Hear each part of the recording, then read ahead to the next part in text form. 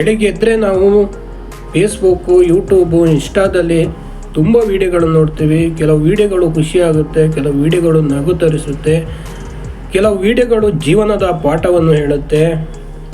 ಇದರಲ್ಲಿ ಯೂಟ್ಯೂಬಲ್ಲಿ ನಾವು ನೋಡೋದಾದರೆ ಕಲಾ ಮಾಧ್ಯಮದವರು ತುಂಬ ಒಳ್ಳೆಯ ವೀಡಿಯೋಗಳನ್ನು ಮಾಡ್ತಾ ಇದ್ದಾರೆ. ಅಂದರೆ ಜೀವನದ ಕಥೆಗಳನ್ನು, ಕೆಲವರ ಜೀವನದ ಭಾಗಗಳನ್ನು ಹೇಳ್ತಾ ಹೋಗ್ತಾರೆ. ಅದರಿಂದ ತುಂಬ ಮೋಟಿವೇಶನ್ ಆಗುತ್ತೆ.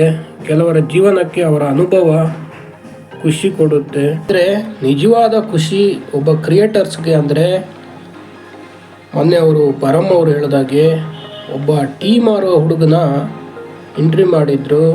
ಅವನ ಕಥೆಯನ್ನು ಹೇಳಿದರು. ಬೆಳಗ್ಗೆದ್ದು ಟೀ ಮಾರ್ತಿದ್ದ.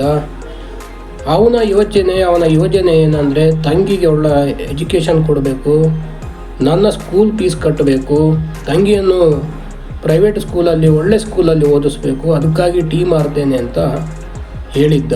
ಅದಕ್ಕಾಗಿ ನಾನು ಯಾವ ರೀತಿ ಟೀ ಎಷ್ಟು ಸಮಯಕ್ಕೆ ಮಾರ್ತೇನೆ, ಎಷ್ಟು ಮಾರ್ತೇನೆ ಎಲ್ಲ ವಿವರಗಳನ್ನು ಹೇಳಿದ್ದ. ಅದನ್ನು ನೋಡಿ ಜನಗಳು ಅವನ ತಂಗಿ ಫೀಸ್ ಕಟ್ಟೋದ್ರ ಜೊತೆ ಅವನ ಫೀಸನ್ನು ಕೂಡ ಕಟ್ಟಿದರು. ಒಂದು ವಿಡಿಯೋ ಈ ರೇಂಜ್ ಆದರೆ ಅಥವಾ ಈ ರೀತಿ ಆದಾಗಲೇ ಒಬ್ಬ ಕ್ರಿಯೇಟರ್ಸ್ಗೆ ಖುಷಿ ಕೊಡೋದು. ನಾನು ಮಾಡಿದ ವಿಡಿಯೋ ಒಂದು ಸಾರ್ಥಕತೆಯನ್ನು ಪಡೆಯಿತು ಅಂತ ಅನಿಸೋದು.